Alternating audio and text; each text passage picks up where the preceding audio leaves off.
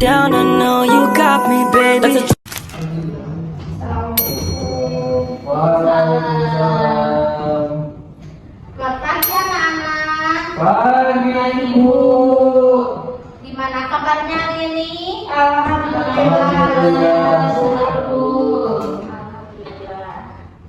Kalau begitu, sebelum membuka pembelajaran, mari kita berdoa bersama-sama dulu. Coba siapa di sini kainnya? Pakai Bu. Oke, paham kita. Baik Bu.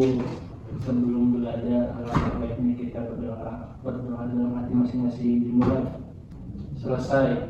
Beri salam. Assalamualaikum warahmatullahi wabarakatuh. Waalaikumsalam warahmatullahi wabarakatuh. Oke, Ibu akan absen terlebih dahulu.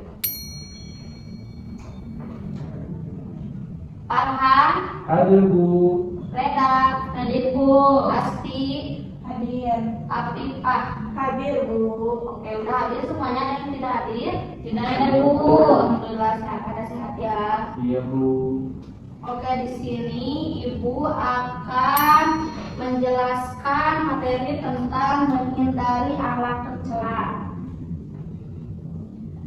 Sebelum sama materi, Ibu akan memaparkan tujuan pembelajarannya terlebih dahulu. Yang pertama, peserta didik mampu memahami pengertian akhlak tercela, salah satunya yaitu israf. Yang kedua, peserta didik mampu mengidentifikasi contoh-contoh akhlak tercela. Yang ketiga, peserta didik mampu memahami pentingnya berbagi dan membantu sesama sebagai bagian dari akhlak yang baik. Di sini Ibu mengambil salah satu dari akhlak tercela yaitu israf. Ada yang tahu nggak israf itu apa? Berlebihan Bu. Berlebihan dalam hal apa? Dalam hal berpakaian, terus biasanya kalau misalkan cowok kalau pakai sarung suka melebihi mata kaki. Oh itu kan budaya. Oke, di sini Ibu akan menjelaskan israf. Kata israf berasal dari bahasa Arab yaitu israfa, yusrifu, israfan, yang artinya melampaui batas. Israf adalah perilaku berlebihan atau melampaui batas aturan yang telah ditetapkan oleh Allah. Jadi segala sesuatu yang berlebihan itu bisa dikatakan israf kecuali dalam beribadah. Dan Allah berfirman dalam Quran surat Al-A'raf. Siapa di sini yang akan bantu Ibu membacakan surat tersebut? Saya Bu. Oke, silakan Abifah baca. A'udzu billahi minasyaitonir rajim. Bismillahirrahmanirrahim. Ya bani Adam khudhu zinatakum inda kulli masjidin wa kulu washrabu wa la tusrifu. Innahu la yuhibbul musrifin. Sama artinya. Allahul alim. Artinya, wahai anak cucu Adam, pakailah pakaianmu yang indah pada setiap memasuki masjid dan makan serta minumlah, tetapi janganlah berlebihan. Sesungguhnya Dia tidak menyukai orang-orang yang berlebihan. Oke, di sini dalam Al-Quran ini menjelaskan jangan berlebih-lebihan dalam berpakaian. Dan makan dan minumnya juga jangan berlebihan, secukupnya saja. Karena dalam Islam mengajarkan kepada umatnya, makanlah sebelum lapar dan berhentilah sebelum kenyang. Oke, selanjutnya bentuk perilaku israf. Ya, di sini ada beberapa contoh perilaku israf. Yang pertama, israf dalam berbicara.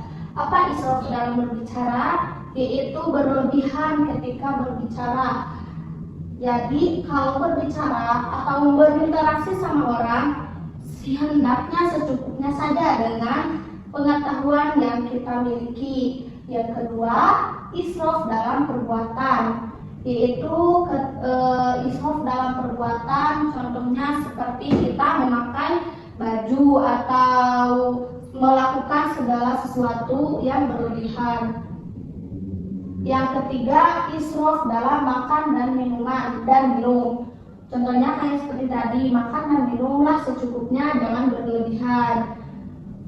Yang keempat, israf dalam menuntut hak. Apa itu israf dalam menuntut hak? Yaitu israf dalam menuntut hak seperti kita, contohnya seperti kita tersakiti oleh orang lain, kita membalasnya dengan lebih dari orang lain sakiti kepada kita. Contoh di sini, kalau di kelas, Reda contohnya kehilangan pensil sama Farhan. Terus Reda membalasnya dengan marah yang besar atau dengan perilaku yang keras pada paman. Itu tidak boleh, itu berlebihan dalam menuntut hak. Oke, selanjutnya di sini ada dampak negatif perilaku israf. Israf termasuk perbuatan yang tercela yang harus dijauhi. Israf dapat menimbulkan dampak keburukan. Menurut Imam Ash-Shatibi, sikap israf dapat menghilangkan keteguhan dan keseimbangan yang dituntut oleh agama dalam melaksanakan berbagai tanggung jawab hukum. Terkadang manusia ingin terlihat sempurna dalam beribadah sehingga mementingkan ibadah sunnah dan hingga mengabaikan ibadah wajib. Misalnya kita terlalu fokus sholat tahajud hingga membuat pelaksanaan sholat subuh menjadi kesiangan. Itu tidak boleh ya. Kita harus mendahulukan yang wajib dulu, baru yang sunnah. Selanjutnya ada penyebab perilaku israf dan cara menghindarinya. Ada beberapa faktor yang dapat menimbulkan sifat israf. Yang pertama, kurangnya kesadaran dalam pendayagunaan harta. Yang kedua, senantiasa berharap mendapat pujian dari orang lain. Yang ketiga, malas berpikir. Dan yang keempat, lemah jiwa dan agamanya. Itu terlalu jauh dari Allah. Ada beberapa cara menghindari perilaku israf. Yang pertama, berusaha menghindari semua penyebab israf dan bertawakal kepada Allah Subhanahu wa Ta'ala. Yang kedua, berusaha belajar mengatur pengeluaran dengan manajemen yang benar.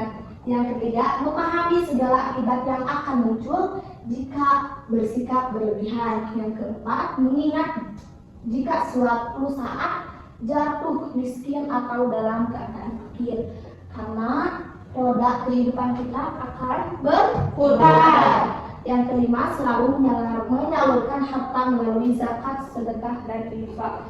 Harus banyak sedekah. Oke, di sini coba Ibu akan tanya yang tadi Ibu jelaskan. Apa saja bentuk israf yang tadi Ibu sebutkan?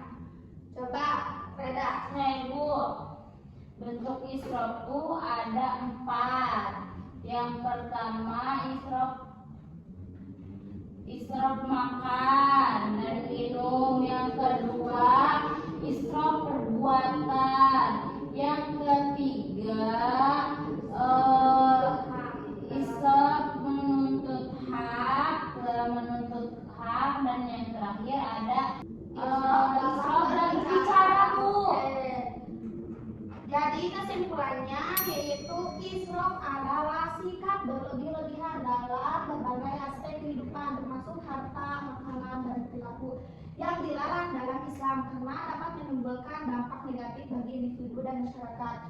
Dalam Al-Quran, Allah mengingatkan umatnya untuk tidak berlebihan dalam mengkonsumsi, menekankan pentingnya moderasi. Israf dapat menyebabkan masalah kesehatan fisik dan mental, serta mengganggu keseimbangan hidup. Oleh karena itu, penting untuk menjaga prinsip keseimbangan dalam segala hal. Sesuai dengan ajaran agama, untuk menghindari israf, individu disarankan untuk mengedukasi diri tentang moderasi, menerapkan gaya hidup sederhana, dan memperhatikan dampak dari kebiasaan konsumsi yang tidak seimbang. Dengan demikian, kita dapat hidup lebih sehat dan harmonis baik secara pribadi maupun dalam masyarakat.